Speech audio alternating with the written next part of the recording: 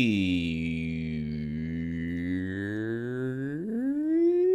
morning, mathematicians. I'm very, it's interesting. It's cloudy and gray, and yet I'm like totally washed out in light. Fascinating. I'm sure the camera will figure it out eventually and adjust accordingly. Yeah, I guess we will talk about Totally washed out in Ext light. and Tor. That's where we'll start.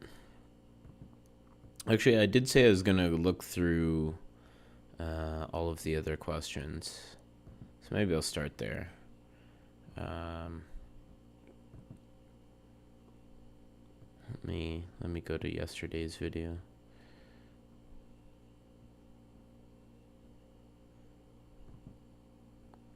See if I can read the questions from the end. Although I did kind of browse them. Yesterday, and I don't think there was too many left unaddressed. Am I wrong? I don't know. Let me see.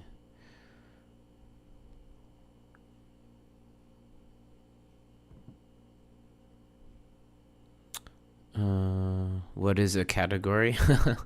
I know Nerdy Quagsire knows what a category is.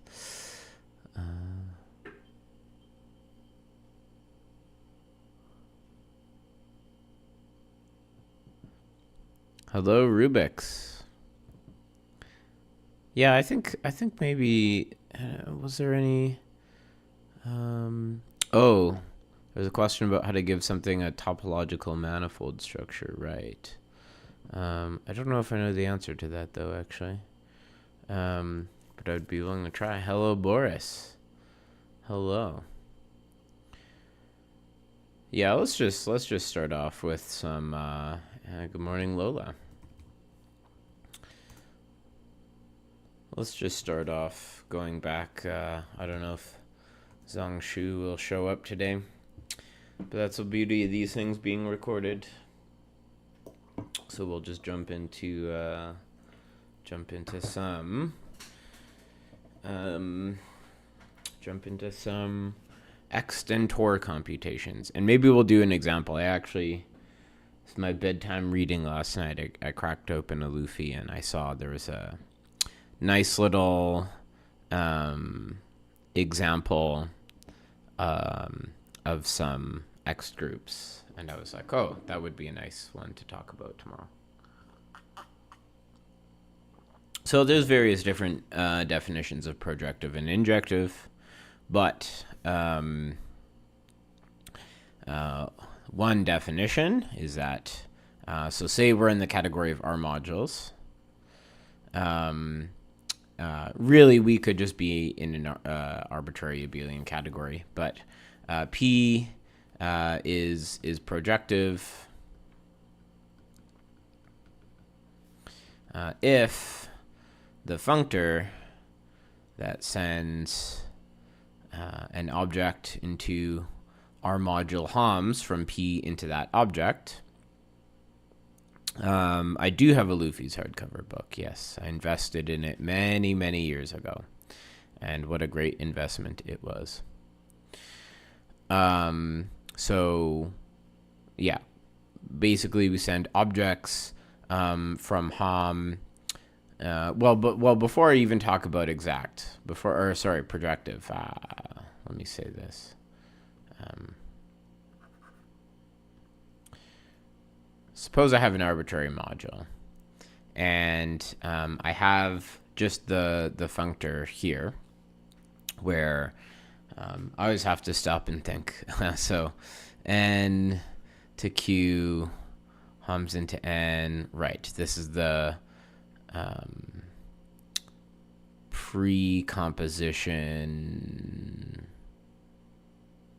So it sends, this sends objects, this sends n to Hom mn, and it sends a map F, say between N and Q to, well, it has to go, it has to go, if we have a map from N and Q, it will take maps from M to N and send it to post composition. Right. So I guess write it like this. There will be signs when you become a rich quant. Hardcover Springer books. Yeah, I was just looking last night. Well, speaking of nerdy Quagsire, who denies who they are in real life, have been trying to convince me to get Vakil's book, and it's $155 for the hardcover. Well, it's only $55 for the soft cover, and that's a tough one because that's a good deal of savings. That's a good deal of savings for the soft cover, but yeah, undeniable the shelf life of the hardcover version of that book. How do you become a quant? Study lots of math and statistics and programming. Yeah, $155 USD. Yeah, that hurts even more. That's like $1 million Canadian. You could buy a house in Canada for that kind of money. So, tough stuff. Anyways, so this is a functor, and it's a functor from where to where. Well, it's not just a functor into sets. It turns out, this is a Hom functor. It's back into R. This thing has the structure of an R module. And so, Vakil's Rising Sea unboxing stream soon. Maybe, just maybe. And so if you have a short exact sequence, you would like to know if you apply a functor to that sequence. Right? A functor is said to be exact if when you apply it, and of course, so these are like, you take these maps here, of course, the maps in the new sequence are the induced maps. So the functor is said to be exact if the new sequence you get out is a short exact sequence for every choice of input short exact sequence. You'd make Faustian trades to have hardcovers for all your stuff. Yeah, so then maybe I should just shell out. I need to have another Your Proofs Are Trash video go viral. I need to make one first so it can go viral, and then, not that the first one went viral, but viral relative to my channel. Then maybe that'll pump up my my YouTube earnings enough that I could afford this textbook. The published book is quite a bit shorter than the draft. Oh, Interesting thing to consider. A poor LibGen merchant, yeah. Although last time I went to LibGen, I was having issues. I mean, I never go to LibGen. I never break the law. Your uni has a lot of access. Oh, well, Boris, come on. I mean, my university has a decent amount of access too, but then there's some stuff you just can't get. The proofs are trash vids paid you like 3 coffees. Yeah. Actually, the proofs are trash videos probably earned me a small cheap coffee machine. So gotta get back on it. I told my discrete math students I'd record a video for them today, so I will probably do that. But that's probably not so interesting for most of you. Anywho, so this is a pretty natural functor to consider, though, right? The Hom functor. So is this exact? Well, it is only left exact. So it turns out if you take any sequence of modules, so in general, HOM will only be exact on the left, meaning when you apply it, the following sequence, this is still exact. But notice that you should do something for, yes, I should, for Summer of Math Exposition. I did submit 1 year. I think it was the first year. The first or second year I submitted one, which is on my channel. And there was a lot of work put into it. A lot of work done by my collaborator. And yeah, it's somehow the views that it got are not proportional to what I think that video is worth. But yeah, I should try again. I mean, I have been thinking, I'm like, yeah, if I just really hunkered down and set some time aside and really made some nice animations, you know, this channel could probably make me some decent money actually. But I don't know. I hate editing. I hate making animations. This is not the part that I enjoy. But maybe I should stop complaining and just try to get rich from YouTube. Yeah. Ooh, the groupoid version of Van Kampen. Boris, well, come on. You can't stop holding out on us then. I think it might be too late to submit for this summer, but get working on next summer. Damn, man. I agree. That is super cool. I'm guessing from concise introduction. Is that where you got the proof from? What's the guy's name again? Why am I drawing a blank on it? Anyways, great book. That's where I first saw it. The groupoid Van Kampen from. So, oh no, what do we do for the HOM functor? So you could just say, okay, well that's how it preserves exactness on the left side and exactness disappears on the right side.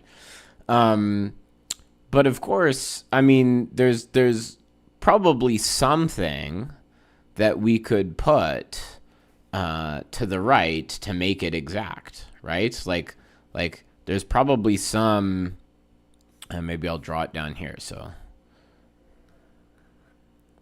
there's probably some object we could stick here, right? Like we could just cook up an object by definition to make this thing exact, right? So definitely we'd be able to construct such a module. Of course, it's not so maybe not so interesting if you can construct some module to keep the sequence exact. Like probably you want, you know, some sort of nice systematic construction that satisfies some compatibility conditions. But it turns out, anyways, I'll just reveal the punchline that what goes here actually is Ext MA. And of course, it's not just a particular choice of module that's going to do the job, but also a particular choice of homomorphism, which essentially comes from the snake lemma. Well, so okay, great, we extended the sequence by 1. It is exact, but the thing is, this thing won't be 0. And I mean, if it was, then the original thing would have been an exact sequence. And not only will it not necessarily be 0, but even if we tack this thing on, we can't necessarily just drop a 0 here and then have the sequence exact. That is also not guaranteed. So again, we might try and say, well, then maybe there's some other object here, and indeed there is, and that's what Ext1, and then it's Ext1, but again, there's a very important map, and then, you know, if the starting map we had here were F and G, then of course you should expect that somehow like these maps are induced. So we know these are pre-composition, and then somehow this should be like a map that's induced from F and G in some sense, because this should have to do with the original sequence. And in fact, this process continues indefinitely. Basically, you got into your PhD program because you use that in your interview to solve stuff. Nice. Wow, you had an interview? I'm kind of sad. I'd never had interviews for my PhD programs. It sounds fun to me. There's probably some people think I'm nuts because probably, people are stressed out and they're like, oh my God, my future depends on this interview. And like, yeah. But also, I don't know. There's something fun about it to me. Yeah.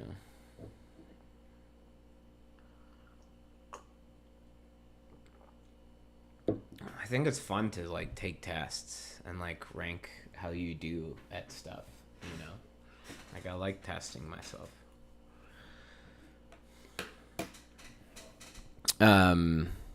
Yeah, so that is basically one of the things. I mean, nothing here. I'm nuts for other reasons. Yes, I'm nuts for a lot of reasons. Those reasons can be included though. Fun. It was the worst time of your life, and you had like 10 of them. Yeah. 10's a lot. 10 seems kind of brutal. Yeah. Wow, you had 10 of them? How did you have 10 of them and I had none of them? Is it just because only the high tier universities yeah, good, true, Boris. Yes.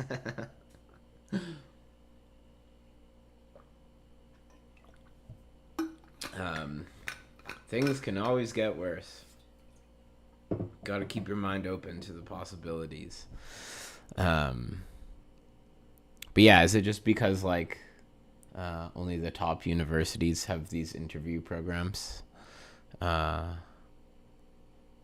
What uni is this?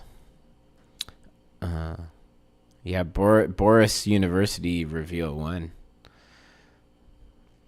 You got to make it at a sub count reveal for when you start you launch your videos. I had so much aura they let me in with no interview. Oh, that makes sense actually. That's the explanation I'm gonna go with. I'm pretty sure that's true actually. No need to question it. More like 3. Yeah. Because you applied 3 to 4 places. Yeah.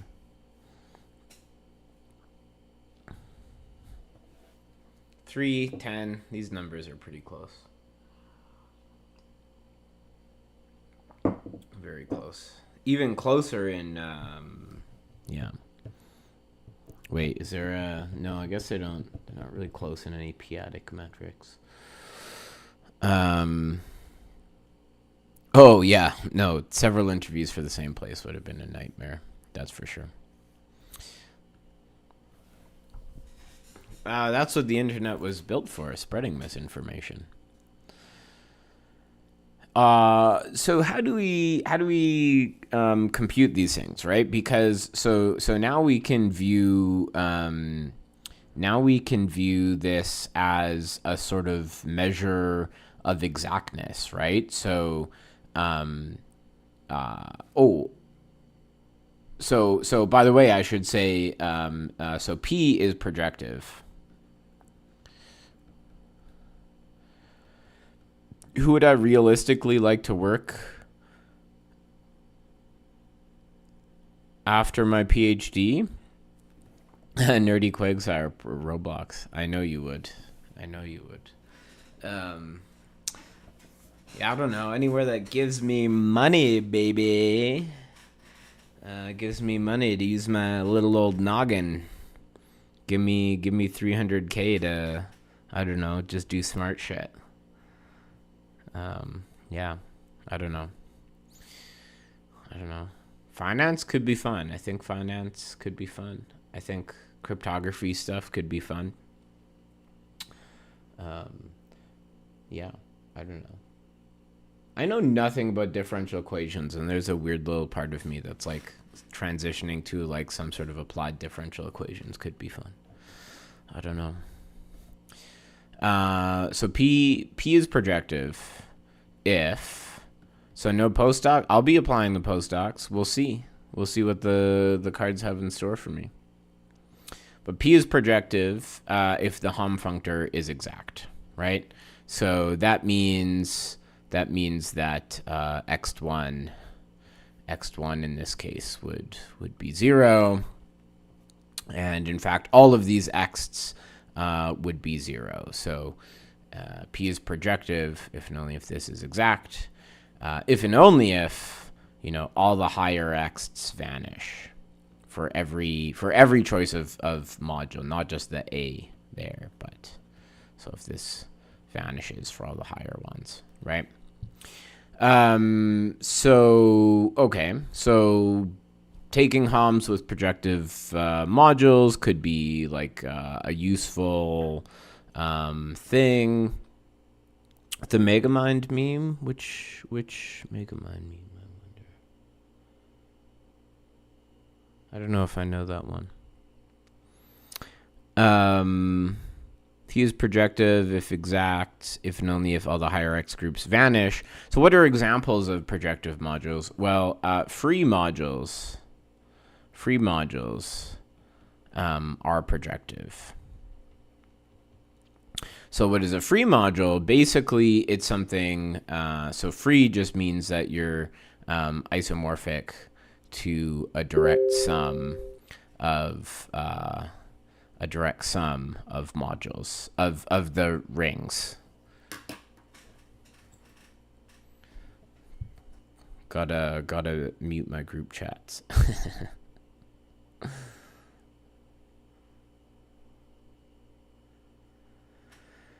Ext is like a rising sea solution. Wait, what?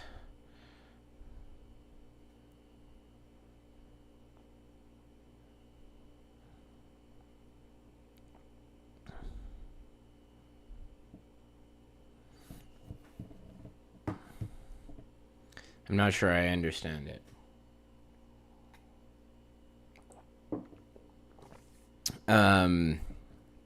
But yeah, so our free module, these are just direct sums, basically isomorphic to a direct sum of the underlying ring.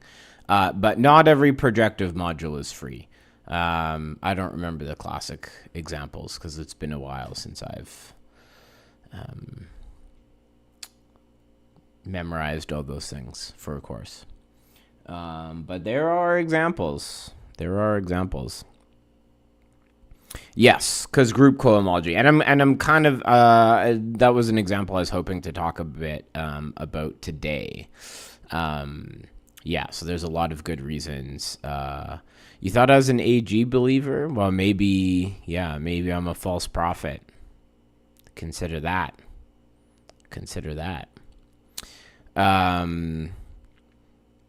So yeah. So free implies projective. So anyways, that gives you a bunch of examples for free modules. So how do we actually compute Ext then? Well, I'm not going to do, I think, the full proof, although I should. Maybe I should do some videos on it. But one way that we, I can tell you how one would produce I'll tell you at least the recipe that should give you the Ext groups. And then, of course, there's more work to get, like, how do you define the induced maps, and then, this map that comes from the snake lemma, yada, yada. But I'll tell you how the basics of how we construct Ext in this case. The ring R plus M, see the ring R plus M, and see R as a module. It's projective but not free. Nice. Thank you, Boris. R plus M. So if we take, but probably we have to assume like M is itself not free, right? So maybe what, M a non-projective module, and then R plus M is projective but not free. Is that what we need to do?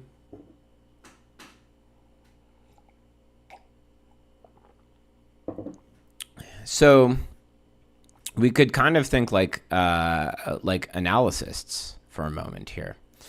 So what we're going to do is take what's called a projective resolution.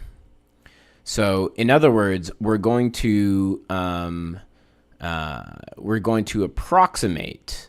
We're going to try to approximate our module M, because we're trying to ask if the Hom functor is exact, and we're trying to make an approximation to M by things which are exact, right?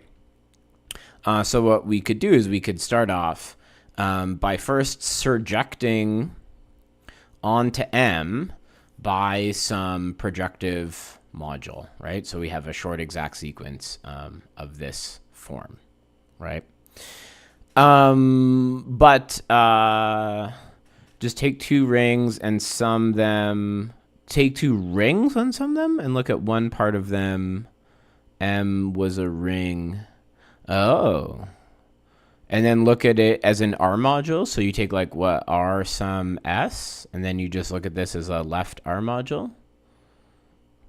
For S not isomorphic to R, right? Or I guess you just have it multiply on the left factor. Okay, that's interesting. Analysists, yes, Nerdy Quagsire, exactly. That, exactly. Maybe that'll be the name for my math cult.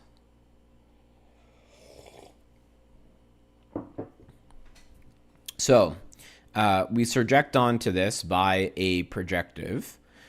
And of course, if M, so this process also works if M was projective to start with, because maybe you have a module and you don't know, right? But of course, this could be an isomorphism. But one might wonder about the kernel, right? The kernel should have something to say about the structure of M, right? So it turns out that one can actually then inductively choose. So one has to, by the way, this depends on a lemma that says that the category of modules has enough projectives, which basically says, for all modules, there exists a projective module that surjects onto that. So we could apply this again to the kernel of this morphism, basically have P1 surject onto the kernel, which then combining with inclusion, we could view this as as now a long exact sequence. And then we play this game again with this kernel, and we play the game again with that kernel, and we keep going, right?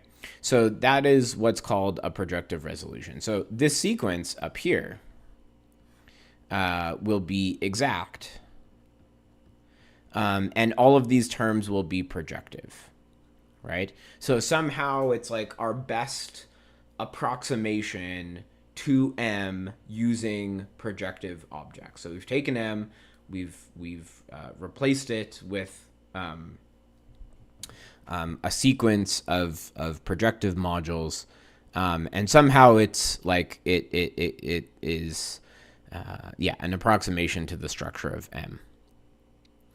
Let A and B be Krings. Consider A sum B, then look at A as an A sum B module. Okay. Where I guess the B acts trivially. And then it's projective. Right. It's projective because it's a summand of a free module. Wait, did you say that the other way? You said look at A as an A plus B module, but did you mean look at A plus B as an A module? I think maybe you meant the other way. And it's a summand of a free module. Wait, no, maybe you did say it the right way. No, you did say it the right way. But it can never be free. We can never be free. Da, da, da, da, da. You guys know what I'm talking about? Major Lazer? No, you're all too young. You're all too young. You don't know that Major Lazer song. but it can never be free because an will be isomorphic. Will never be isomorphic to those, right? Right. The idea of the proof of this lemma? Yes, actually, I mean, this just comes, in fact, there's a stronger statement. Basically, you just surject onto it by a free module, and free is projective. And free is definitely easy to do, right? Like, I mean, this is just the proof that every module is the quotient of a free module. So you just take the free module on M and you quotient out by the relations. Yeah. A plus nothing. A plus nothing, essentially. Yeah. Right. Right.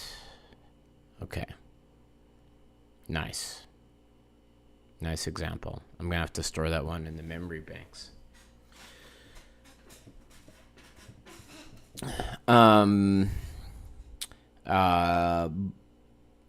Yeah.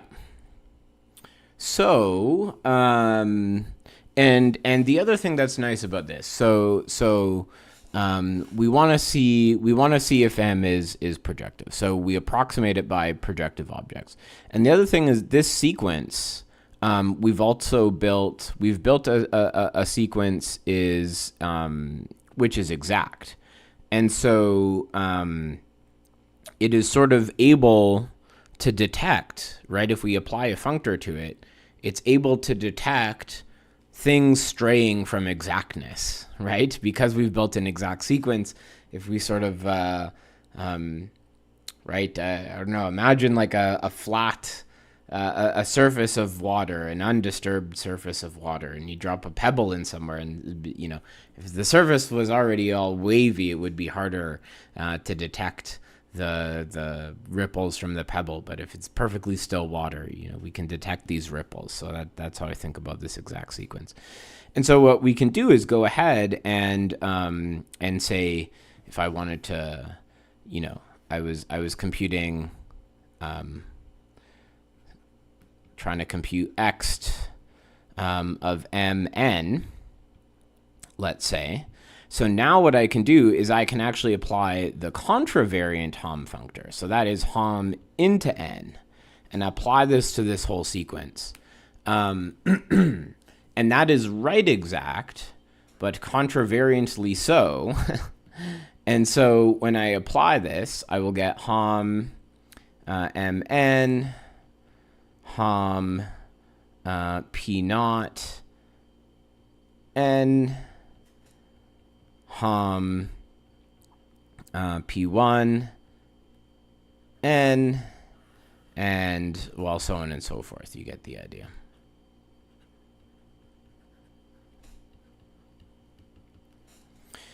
By the way, you're really bad at statistics. Welcome to the club. How do you rewire your brain to be able to understand it? Because it's going to be a course that you have to take. Yeah, measure theory. Exactly. Crack open a book on measure theory.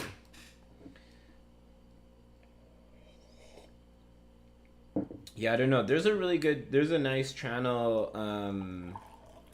What's this channel called? There's some nice stats channels I've seen.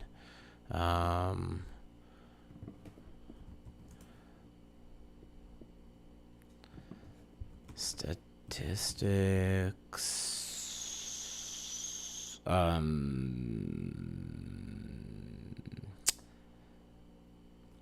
don't know, linear regression maybe. I think they have videos on. No, where's this channel? No, it's definitely not going to come up if you just look up basic things.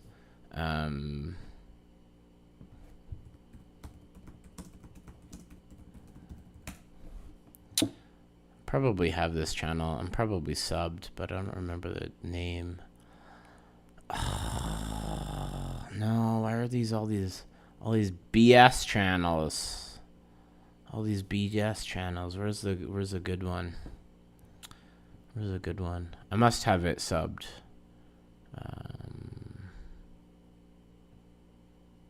Where's my subs?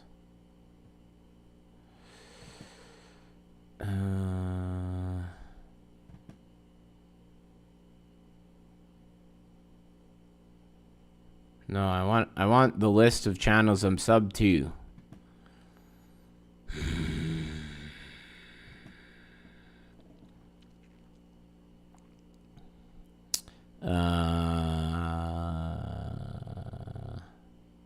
Oh, subscriptions. Here we go. Okay, it's got to be here somewhere.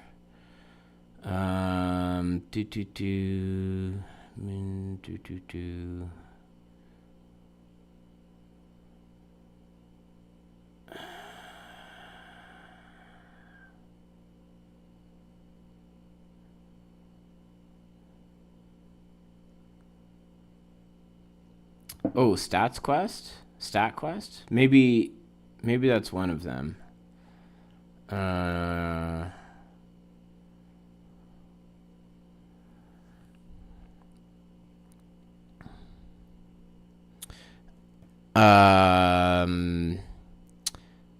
Finally caught up on the material. Okay, good. We'll come back to that in a second. I'll finish talking about it.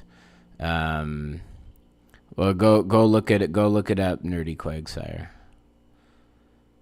No, this isn't either of the stats channels I was thinking of.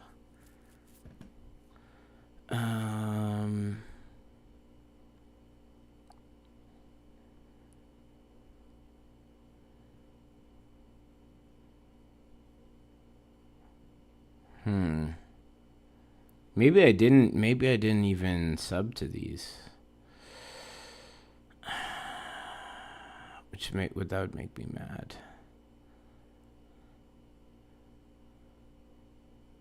All subscriptions, yeah. Well, I don't know. I can't I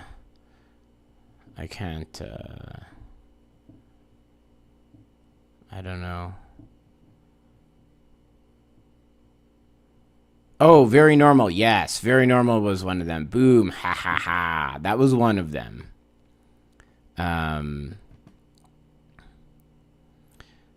Very Normal. Yes. Go check out this channel. They have really great videos on all sorts of stuff.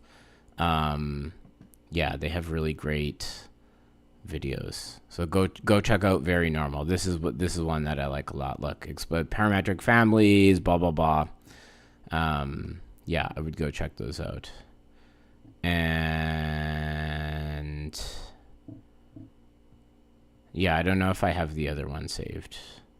TBH. I don't know if I have the other one saved. Yeah. What do I think of Sabine Hassenfelder? I think she used to do really good content, but now, I don't know. She's kind of become a bit of an anti-intellectual grifter.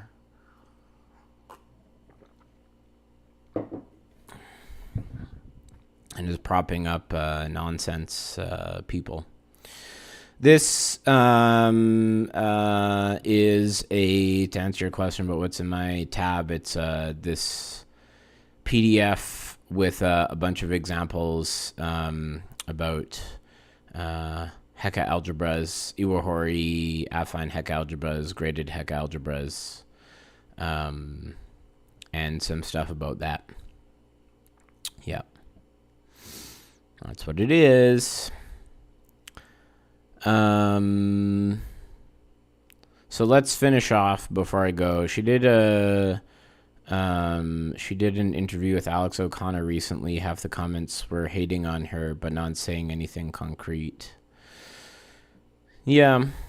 I mean, she probably still, yes, that's true. Math Curators, Anna Chen is the best YouTube math channel that's ever existed and probably ever will exist. If you disagree with me, you're wrong, objectively. Yeah, I mean, maybe some of her, maybe that recent interview is good and interesting. Maybe some of her comments still is interesting, but I'm just thrown off by. There is also simultaneously a bunch of her recent content that is just not great, including her propping up of Weinstein.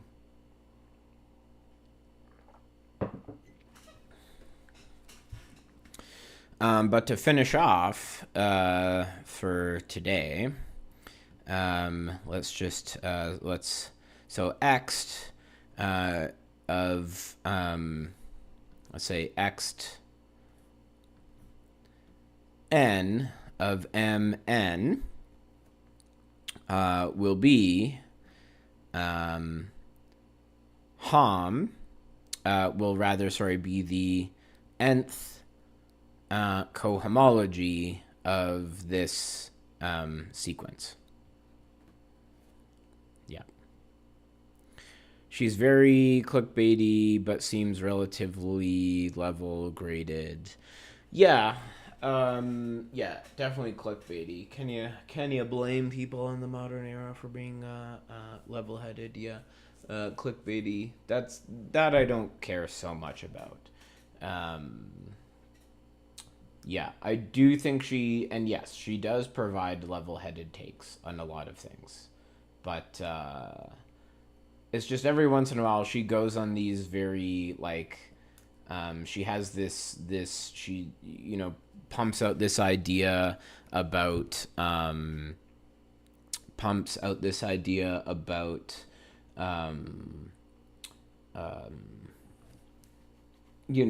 modern physics is completely stuck and no one's made progress in theoretical physics in 40 years, and no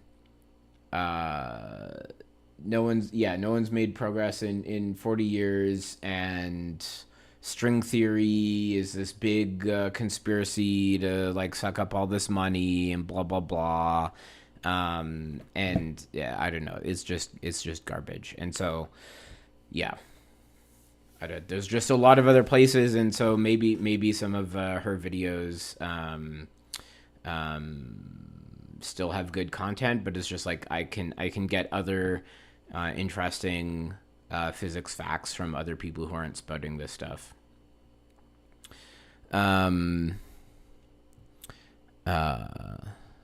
How is this well defined? Yeah. So good morning, Russ. Hello, Russ. Or maybe I don't think it's morning where you are, but hello. Oh yeah, I have an email. You emailed me and haven't responded yet, so I will try to do that. So yeah, definitely this what I've defined here is only defined up to isomorphism, right? Definitely, but so there's a a magical fact, a lemma, is that this does not depend on the choice of projective resolution of M, surprisingly, but up to isomorphism, of course. So that is for any two choices of projective resolution, the corresponding X groups will be isomorphic. Of course, not literally equal, but they will be isomorphic. How did they know Xn will work eventually? When they first discovered it, I mean I don't know the history of Ext, but I know I've come across you can find documents that are probably go into some of the history of it, and I think we could talk about Tor tomorrow, yeah. But I think also Ext was maybe discovered in various different ways, right? So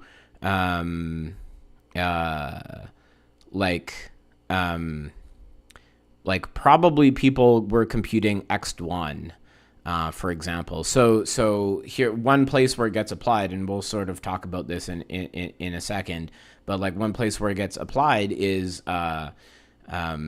in group theory. So if I have two groups, right, A and B, of course I can take their direct sum and get a new group, right? I can also take I can take the semi-direct product of two groups. But is this, and both of those will give me a short exact sequence. But are those all of the possible ways that I can cook up?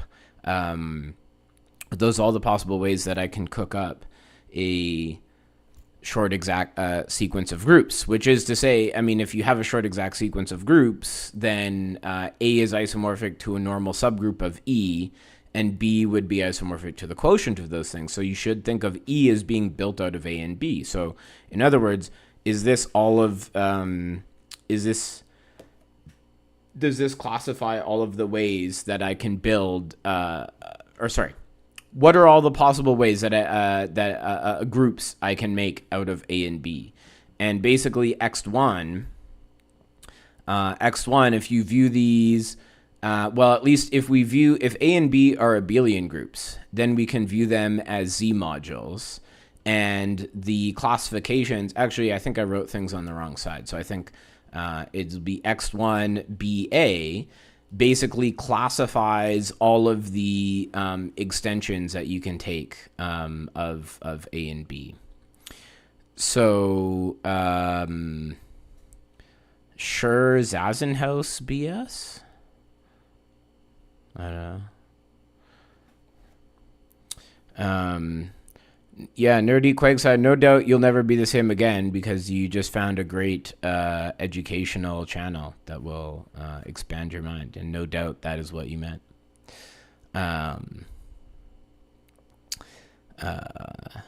Yeah, so Ext1 ZBA.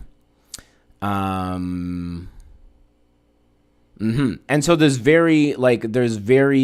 another, so I produced this whole like crazy way to compute this with like projective resolutions, whereas like there is a way to compute Ext1 in like a very, very, very explicit way. Like if you go look up group cohomology, you'll see some stuff about like crossed homomorphisms, and there's like a very explicit way to construct this.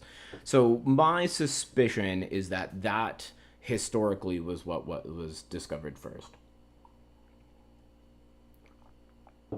So by the way, speaking of this Ext, so there's a lot of cool things we can say about Ext, but just to finish off here, if we look at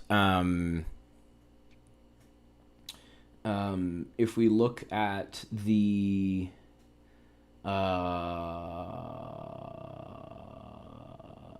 we think about abelian groups, so that's equivalent to Z-modules, and we suppose that A is a, and this is the example from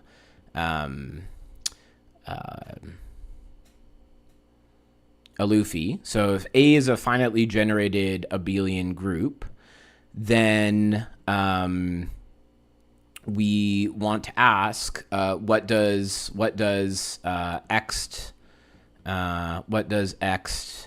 of AZ look like? Or is it ZA? I don't quite remember. Isn't crossed homomorphism similar to semi-direct product? Well, no.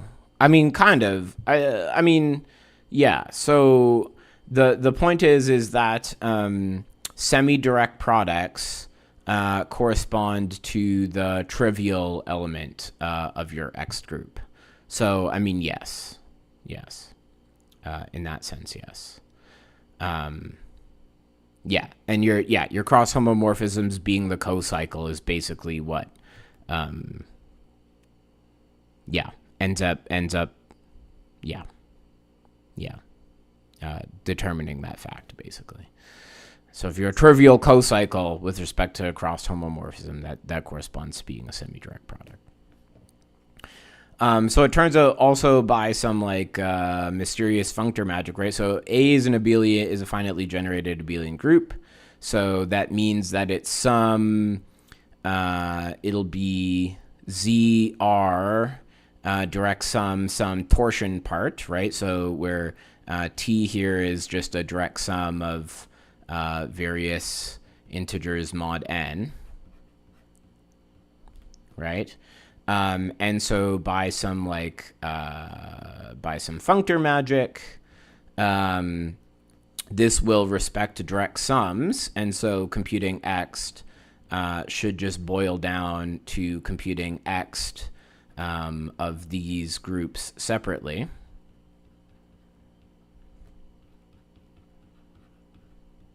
Right? So we can use the above process to compute these. Well, z to the r, this is by definition free, a free z module, and so it is exact. And so these Ext groups are basically all going to be 0, except for Ext 0, which is Hom. So Ext greater than 1 of ZRZ will all be 0. And then Ext 0 of ZRZ is just isomorphic to Hom of ZRZ. But this should be isomorphic to Z to the R itself, right? Because, right, what are the Z module Homs from Z to Z? Yeah. Yeah, because again, this respects, right, this ends up being just Hom Z, like direct sum R times, because again, it respects Homs, and then the Z module homomorphisms between these things are basically just entirely determined by where you send 1, and you can send 1 to any integer as a module, as a Z module homomorphism, right? So basically what we end up seeing then is we have one component which directly corresponds to the rank of the Z module, and then to compute Ext, to compute this other one. Well, again, the t, remember, t is this direct sum, right? T is this direct sum. So this, again, is just going to be a direct sum of the Exts of each of these individual Z mod Zns. So let's go ahead and compute those Exts. So we're going to compute Ext of Z mod Zn into Z. So how do we do this? Well, again, so by that recipe that I told you above, we need to produce a projective resolution of this object. And remember that a free objects are projective. And so it's actually enough to give a free resolution of this object. So how could we possibly do such a thing? Well, we need to compute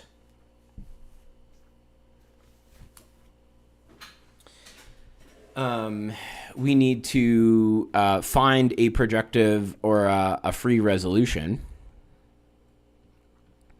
So what is a free object, a free Z module that projects onto here? Well, we could simply take the map from Z itself, right? Z itself is free. That projects onto Z mod N by just taking the mod M map. Yes, exactly.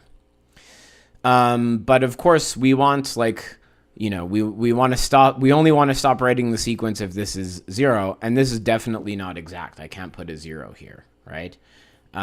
So, well, the kernel, however, itself is isomorphic to Z, right? Because this is just the multiplication by M map.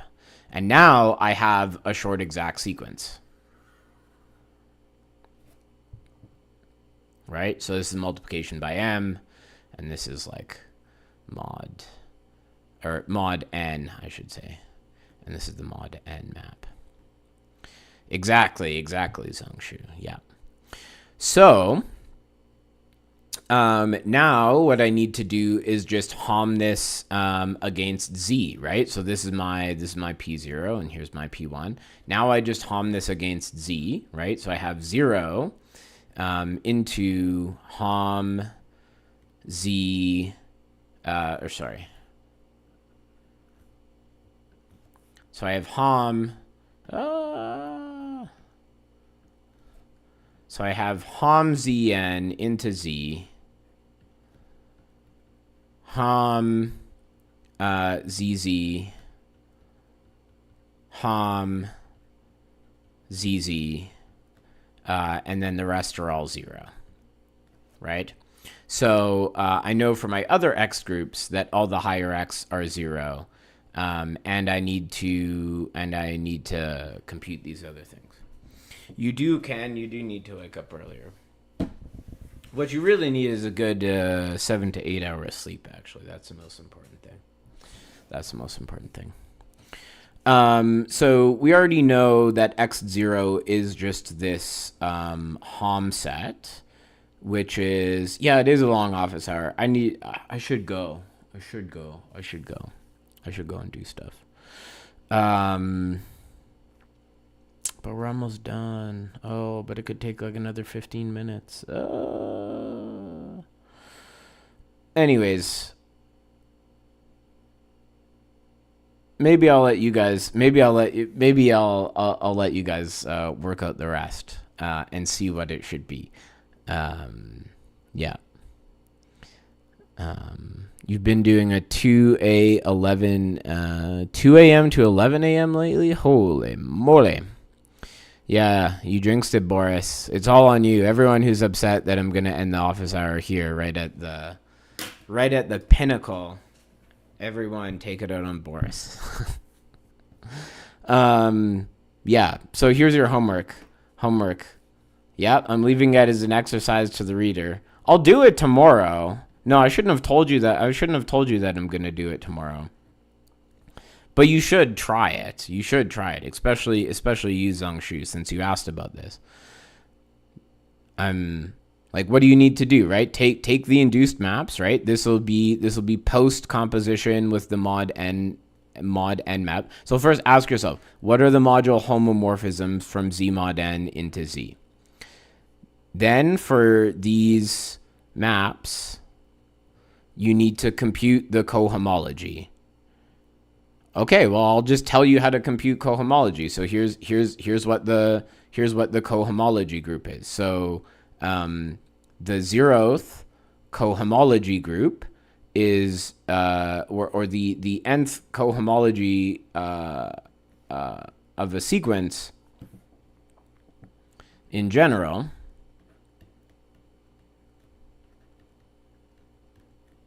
Maybe, I don't know, call this AN plus 1, whatever the notation's supposed to be. The nth cohomology of the sequence is you just take the kernel of dn plus 1 and you mod out by the image of this should say dn, of dn, right?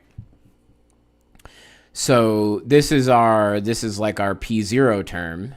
So Ext0 of Z mod n Z is just going to be the cohomology. So Ext0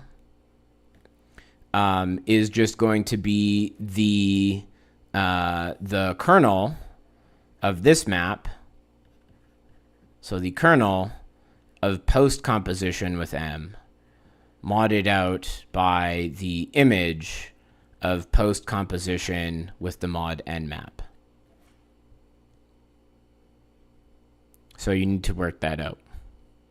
So that should be enough, together with Googling some things to try and compute it tomorrow. Daesin, what are you talking about? Simplicial cohomology is not of a triangle. Yes, that's true. Yeah, the other thing you could do, go look at Hatcher. Compute the simplicial cohomology of a triangle. Yeah, definitely. But okay. Maybe I will, maybe I won't do it tomorrow. Ooh, better do your homework one way or the other. You wonder if professors should talk about singular cohomology when explaining X-tor. Even in general terms, it might make things more intuitive. I don't know. I'm not totally sure I agree.